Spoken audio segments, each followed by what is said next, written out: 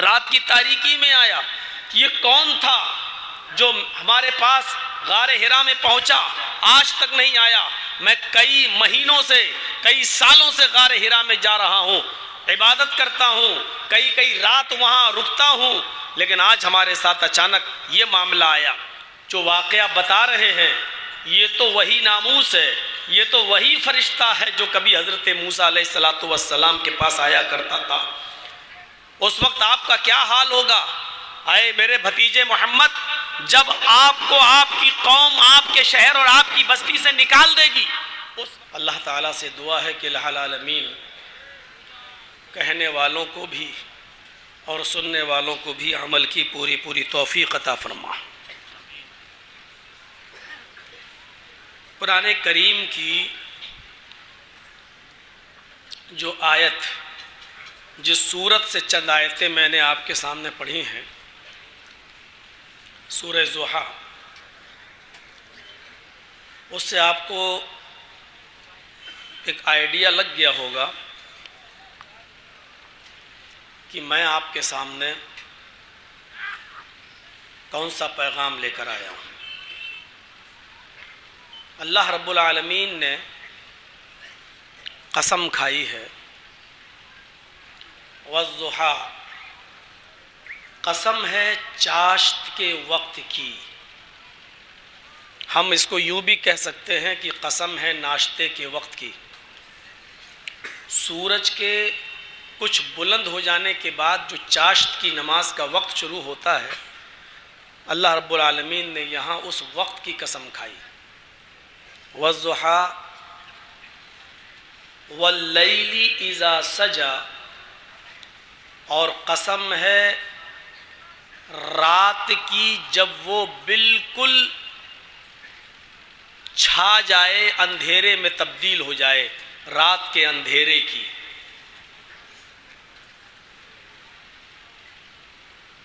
قسم ہے چاشت کے وقت کی اور رات کی جب وہ بالکل گھپا گھپ اندھیرے میں تبدیل ہو جائے.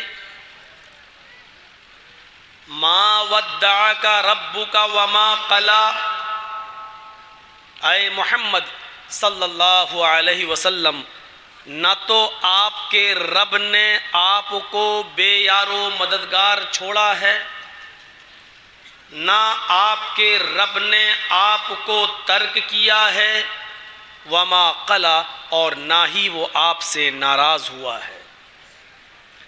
اصل میں نبی اکرم صلی اللہ علیہ وسلم کے اوپر جب وحی نازل ہوئی، اقرأ بسم ربک الذی خلق، خلق الانسان من علق، اقرأ وربک الاکرم الذی علم بالقلم، علم الانسان ما لم یعلم، جب قرآن کی یہ چند آیتیں نازل ہوئیں تو اس وقت آپ بہت ڈر گئے اور گھبراتے ہوئے اپنے گھر آئے غار حرا سے، اور اپنی پیاری اور چہیتی بیوی حضرت خدیجہ سے فرمایا زملونی زملونی، خدیجہ مجھے چادر اڑا دو، مجھے کمبل اڑا دو.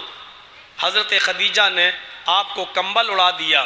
اللہ کے نبی فرما رہے تھے کہ خدیجہ مجھے کمبل اڑا دو، کمبل اڑا دیا.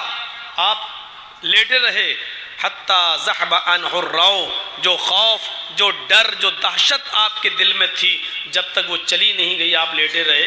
پھر حضرت خدیجہ رضی اللہ تعالیٰ عنہ کو آپ نے پورا واقعہ بتایا کہ آج میرے ساتھ غار حرا میں ایسا ہوا. اے خدیجہ، لقد خشیت علی نفسی، مجھے اپنی جان کے جانے کا ڈر لگ رہا ہے، مجھے خطرہ لگ رہا ہے کہیں میری جان نہ چلی جائے.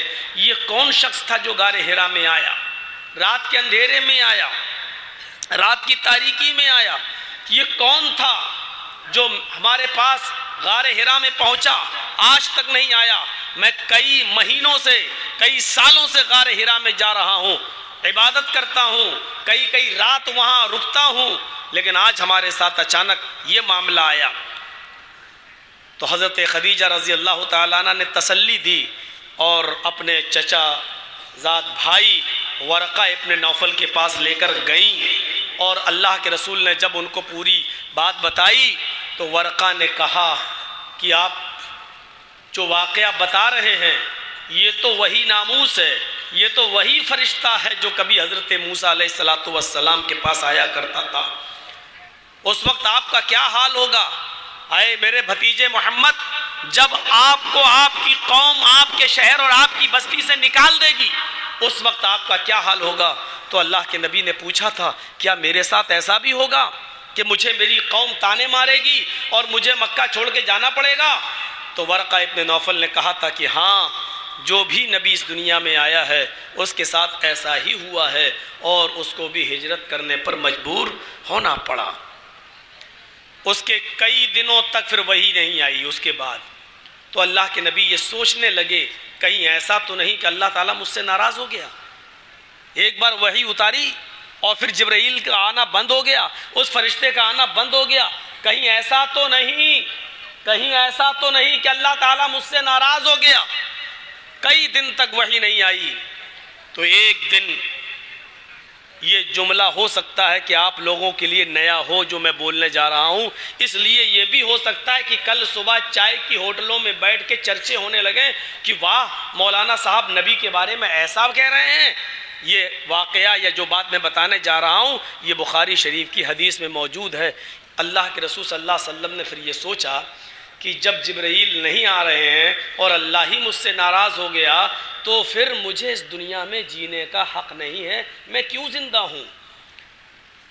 بخاری شریف کی حدیث کے الفاظ ہیں کہ اللہ کے نبی صلی اللہ علیہ وسلم خودکشی کے ارادے سے، ذرا سنیے گا، چونکہ ابھی آپ نبی نہیں تھے، نبی اب بنے ہیں، ابھی اللہ تعالیٰ نے پورا علم نبی اکرم صلی اللہ علیہ وسلم پر نازل نہیں کیا، اس لیے نبی کا یہ سوچنا کہ اللہ شاید مجھ سے ناراض ہے، جب ناراض ہے تو مجھے دنیا میں رہنے کا کیا حق ہے؟ اللہ کے نبی صلی اللہ علیہ وسلم ایک اونچے پہاڑ کے اوپر چڑھ گئے، بہت اونچے پہاڑ کے اوپر چڑھ گئے اور وہاں سے اپنے آپ کو گرانے کے لیے تیار ہو گئے کہ میں یہاں سے گر کر اپنی جان دے دوں۔ تو کیا دیکھتے ہیں؟ آپ کی نظر آسمان کی اوپر گئی۔ اللہ کے نبی صلی اللہ علیہ وسلم فرماتے کہ جب میں نے آسمان کی طرف دیکھا اس پہاڑ کے اوپر چڑھ کر تو مجھے ایک بہت بڑی کرسی کے اوپر وہی فرشتہ بیٹھا ہوا ملا جو فرشتہ غار حرا میں میرے پاس آیا تھا چند آیتیں لے کر۔ اس فرشتے نے مجھے دیکھ کر کہا اے محمد اپنے آپ کو ہلاک مت کرو، اے محمد اپنے آپ کو برباد مت کرو، اے محمد اس پہاڑ کی اونچائی سے گر کر اپنے آپ کو ختم مت کرو، انکا رسول اللہ، آپ کو اللہ نے اپنا رسول بنا لیا ہے، آپ کو اللہ نے اپنا پیغمبر بنا لیا ہے، آپ خودکشی کا ارادہ چھوڑ دیجئے۔ اللہ کے نبی صلی اللہ علیہ وسلم فرماتے ہیں جب میں نے اس فرشتے کی زبان سے یہ جملے سنے تو پھر میں نے خودکشی کا ارادہ ترک کر دیا، چھوڑ دیا، اور میں پہاڑ کی بلندی سے نیچے اتر آیا اور اس کے بعد میں اپنے گھر آ گیا۔ پھر میرے اوپر جو آیت نازل ہوئی وہ یہ آیت نازل ہوتی ہے وَالضُّحَىٰ وَاللَّيْلِ إِذَا سَجَىٰ مَا وَدَّعَكَ رَبُّكَ وَمَا قَلَىٰ۔ قسم ہے چاشت کے وقت کی، قسم میں سورج کی روشنی کی جب وہ تھوڑی سی اوپر ہو جائے، وَاللَّيْلِ إِذَا سَجَىٰ، اور قسم میں اس رات کے اندھیرے کی جو پوری کی پوری چھا جائے، رات کے کھٹا ٹوپ اندھیرے کی، مَا وَدَّعَكَ رَبُّكَ وَمَا قَلَىٰ، اے محمد صلی اللہ علیہ وسلم آپ کے رب نے آپ کو چھوڑا نہیں ہے اور نہ ہی وہ آپ سے ناراض ہوا ہے۔ آپ یہ مت سوچئے کہ آپ کا رب آپ سے ناراض، چونکہ آپ ڈر گئے تھے، آپ کے اندر خوف پیدا ہو گیا تھا، غار حرا چھوڑ کر آپ اپنے گھر چلے گئے تھے، اپنی بیوی خدیجہ سے کہہ رہے تھے زملونی زملونی، اس لیے چند دنوں کے لیے وحی کا سلسلہ منقطع کر دیا تاکہ آپ کے دل کا ڈر ختم ہو جائے، اس لیے وحی روک دی گئی۔ آپ کا رب آپ سے ناراض نہیں ہے اور نہ ہی آپ کے رب نے آپ کو چھوڑا ہے۔ آگے والا جملہ سنیے، وہی میرے موضوع سے ٹچ ہے. وَلَلْآخِرَةُ خَيْرٌ لَكَ مِنَ الْأُولَى. اے محمد صلی اللہ علیہ وسلم، آپ بس دنیاوی زندگی کو ترجیح مت دیجئے، آخرت کی زندگی کے بارے میں سوچئے. آخرت کی زندگی دنیا کی زندگی سے بہتر ہے. آخرت کی زندگی دنیا کی زندگی سے بہتر ہے. اتنی قسم کھانے کے بعد پھر اللہ تعالیٰ نے اپنے نبی سے کیا کہا؟ یہ دنیا کی زندگی تو چند روزہ ہے، ختم ہو جائے گی، آپ آخرت کی زندگی کو ترجیح دیجئے. آخرت کی زندگی دنیا کی زندگی سے بہتر ہے. آخرت 4 چیزوں پر مشتمل ہے. یہ چیز آخرت کا لفظ بولا جاتا ہے، لوگ کہتے ہیں آخرت کی فکر کرو. تو آخرت کی فکر کا مطلب جانتے ہو کیا ہوا ہے؟ اپنی موت کو یاد کرو. پہلی چیز آخرت میں موت بھی شامل ہے. مرنے کے بعد دوبارہ زندگی کو بھی یاد کرو. چاہے سمندر میں ڈوب کے مر جاؤ، چاہے جل کے مر جاؤ، چاہے ہوائی جہاز کے اوپر سے گر کر مر جاؤ، چاہے تمہاری لاش ملے یا نہ ملے، چاہے تمہارا جنازہ پڑھا گیا ہو یا نہ پڑھا گیا ہو، چاہے تمہیں قبر میں دفن کیا گیا ہو یا نہ کیا گیا ہو، زندہ کیا جائے گا مرنے کے بعد. اس کو یاد کرو. اور تیسری چیز حساب و کتاب کو یاد کرو، قیامت کے دن کو یاد رکھو. اور چوتھی چیز جہنم. جنت و جہنم دونوں ہیں، آخرت میں شامل ہیں. جہنم کے عذاب کی فکر کرو کہ وہ کتنا خطرناک ہوگا. ان 4 چیزوں کے مجموعے کا نام ہے آخرت. تو وَلَلْآخِرَةُ خَيْرٌ لَكَ مِنَ الْأُولَى، آپ کے لیے آخرت کی زندگی دنیا کی زندگی سے بہتر ہے. جن چیزوں پر ایمان لانا ضروری ہے ان چیزوں میں آخرت بھی شامل ہے. الایمان ان تؤمن باللہ وملائکتہ وکتبہ ورسلہ والیوم الآخر وتؤمن بالقدر خیرہ وشرہ من اللہ تعالی. جن چیزوں پر ایمان لانا ضروری ہے ان چیزوں میں آخرت بھی شامل ہے. اللہ پر ایمان، وملائکتہ اس کے فرشتوں پر ایمان، وَكُتُبِهِ اللہ نے جو کتابیں نازل کی ان کتابوں پر ایمان، وَرُسُلِهِ اللہ نے جو رسول اتارے ان رسولوں پر بھی ایمان، جو رسول بھیجے ہیں ان رسولوں پر بھی ایمان. وَبِالْيَوْمِ الْآخِرِ اور آخرت کے دن پر، قیامت کے دن پر بھی ایمان، آخرت کے دن پر بھی ایمان. وَتُؤْمِنَ بِالْقَدْرِ خَيْرِهِ وَشَرِّهِ اور اچھی اور بری تقدیر پر ایمان. ہمارے ساتھ جو ہوا ہے وہ میری تقدیر میں لکھا تھا، جو ہوگا وہ بھی میری تقدیر میں لکھا ہے، چاہے وہ اچھا ہو یا برا، اس تقدیر پر بھی ایمان. اس کے بعد اللہ کے نبی صلی اللہ علیہ وسلم کی پوری زندگی آخرت سے بھر گئی، آخرت کی فکر سے لبریز ہو گئی. پھر آپ لوگوں کو آخرت سے جوڑتے رہے اور لوگوں کو یہی کہتے رہے کہ سنو، یہ دنیا کی زندگی عارضی زندگی ہے، یہ دار العمل ہے. تم یہاں بونے آئے ہو، جو فصل تم یہاں تیار کر رہے ہو، جو بیج تم یہاں ڈال رہے ہو، اس کی فصل تم آخرت کے اندر کاٹو گے. پھر آپ نے لوگوں کو آخرت سے جوڑا. پھر جو بھی معاملہ ہو آپ نے لوگوں کو آخرت سے ایسا جوڑا، ایسا جوڑا، ایسا جوڑا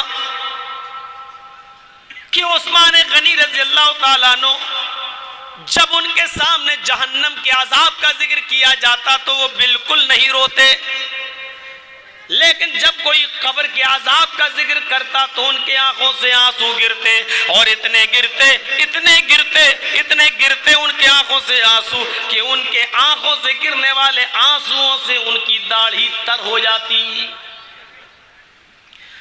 پوچھا گیا عثمان غنی جہنم کے عذاب سے نہیں ڈرتے ہو؟ جہنم کے عذاب کا ذکر ہوتا ہے تو نہیں روتے ہو، اور قبر کے عذاب کا ذکر ہوتا ہے تو روتے ہو، آخر ایسا کیوں؟ تو عثمان غنی کا جواب یہ تھا کہ یہ قبر جو ہے، ان القبر اول منزل من منازل الاخرہ، یہ قبر آخرت کی منزلوں میں سے پہلی منزل ہے، آخرت کے اسٹیپ میں سے پہلا اسٹیپ ہے۔ جو یہاں سے کامیاب ہو گیا وہ آخرت کی تمام منزلوں میں کامیاب ہو جائے گا، جو اس قبر کی پہلی منزل سے نجات پا گیا وہ آخرت کی ساری منزلوں میں نجات پا جائے گا، اور جو یہاں فیل ہو گیا، جو یہاں گر گیا، جو یہاں ناکام ہو گیا، جو قبر ہی میں پھنس گیا، وہ آخرت کی تمام منزلوں میں پھنستا چلا جائے گا۔ میرے بھائیوں، یہ ہمارا ایک ساتھی ہے، راجدھانی چینل چلاتا ہے، آپ یوٹیوب پر راجدھانی چینل کے نام پر جب سرچ کریں گے تو آپ کو وہ مل جائے گا، آپ اس کو سبسکرائب کر دیجئے گا، بیل آئیکن دبا دیجئے، تو آپ کو ہماری اور ہمارے علاوہ اور علماء کی تقریریں آپ کو نوٹیفیکیشن میں ملتی رہیں گی، آپ ان کو سن سکتے ہو۔ راجدھانی چینل ہے، اس کو سبسکرائب کریے اور بیل آئیکن دبا دیجئے۔